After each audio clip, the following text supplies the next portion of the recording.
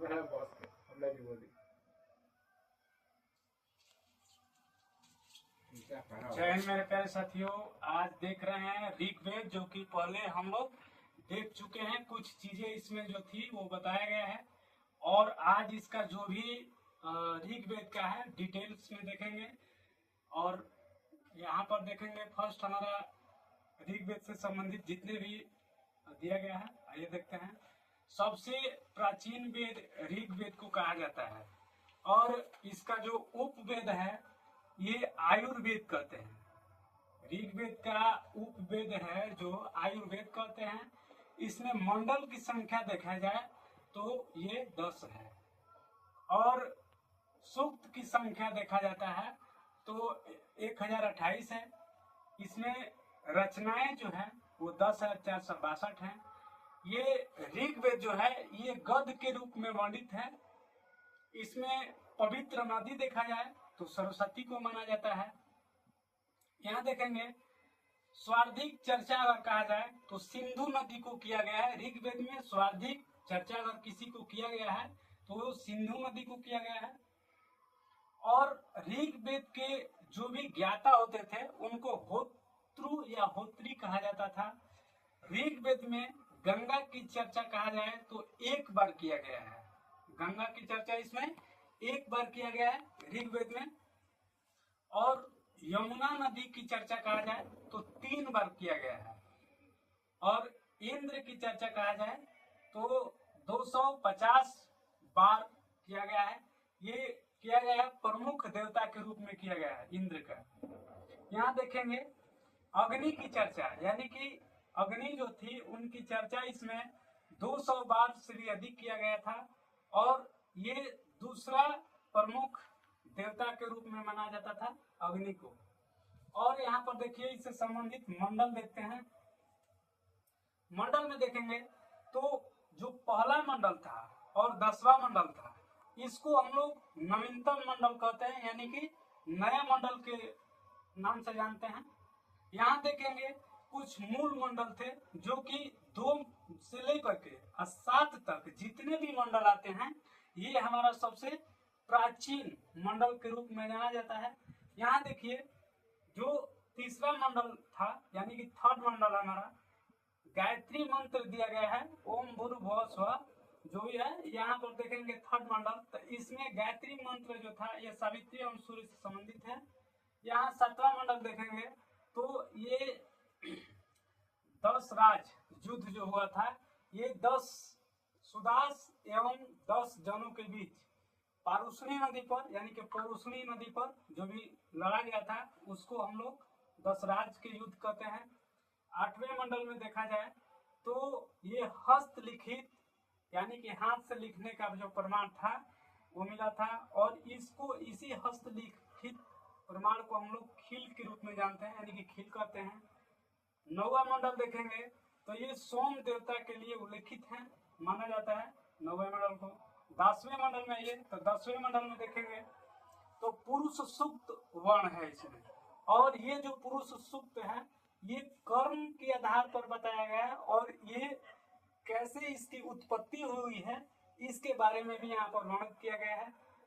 ब्रह्मा के देखेंगे कि जो ब्राह्मण होते हैं तो ब्राह्मण का कर्म था पूजा पाठ कराना। इससे संबंधित जितने भी पूजा पाठ कराते थे ये ब्राह्मण से संबंधित था, और ऐसा माना जाता है कि ये ब्रह्मा के मुख से निकले हुए हैं।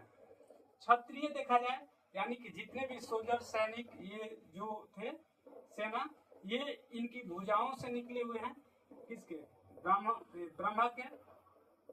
वैश्य देखेंगे, यानी कि व्यापारी, ये इनकी ब्रह्मा के जांघों से निकले हुए हैं। क्षुद्र, यानी कि ये सेवा देते थे तो ये चरणों से निकले हुए हैं, ऐसा कहा जाता है। आइए देखते हैं वेदांग देखेंगे। वेदांग की संख्या 6 है, और ये वेद का ही अंग होता है वेदांग, यानी कि वेद जो था इसको कंट्रोल के लिए लाया गया था वेदांग। इसी को ट्रिक में हम समझाते हैं।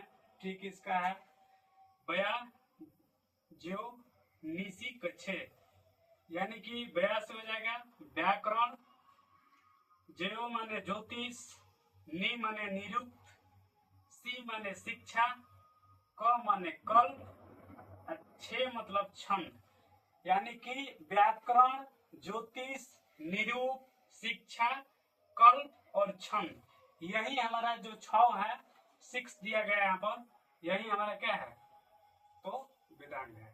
और यहाँ पर देखेंगे ऋग्वेद पूरी डिटेल्स में देख लिए हैं। अब देखेंगे यजुर्वेद। यजुर्वेद में देखेंगे तो इसमें युद्ध एवं कर्म कांड की चर्चा की व्याख्या की गई है। यह एक मात्र ऐसा वेद है जो गद और पद दोनों में लिखा गया है।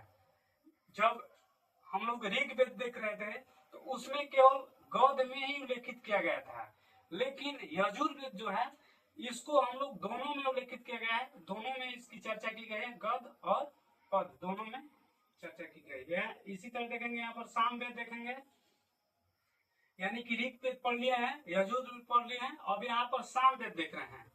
तो सामवेद में हम लोग जानते हैं कि सामवेद में ये सामवेद जो है भारतीय संगीत के 7 स्वर जितने भी दिए गए हैं, सा रे गा मा पा धा नी की चर्चा जो है ये हमारे सामवेद में किया गया है। ये भारतीय संगीत का जन्म ही अगर कहा जाए तो सामवेद से हुई है। और यहाँ देखेंगे अथर्ववेद, यानी कि इसकी रचना सबसे बाद में, यानी कि इसका जो रचना हुआ था सबसे बाद में किया गया था और उत्तर वैदिक काल में हुई थी, सबसे बाद में हुआ और उत्तर वैदिक काल में हुआ। इसमें कुछ चीजें वर्णित की गई है जो कि इसमें बताया गया है। इसमें जादू टोना, वशीकरण और रोग निवारण, औषधि इत्यादि जो है मिलता है अथर्ववेद में। अथर्ववेद में ही सर्वप्रथम मगध, अंग और राजा परीक्षित के बारे में भी उल्लेख अथर्ववेद में किया गया था। इसमें मेनली देखा जाए तो ये याद रखना बहुत ही जरूरी है, अथर्ववेद से जितने भी रिलेटिव है, यानी कि जादू टोना, वशीकरण, रोग निवारण और औषधि इत्यादि जो होता है ये संबंधित है अथर्ववेद से।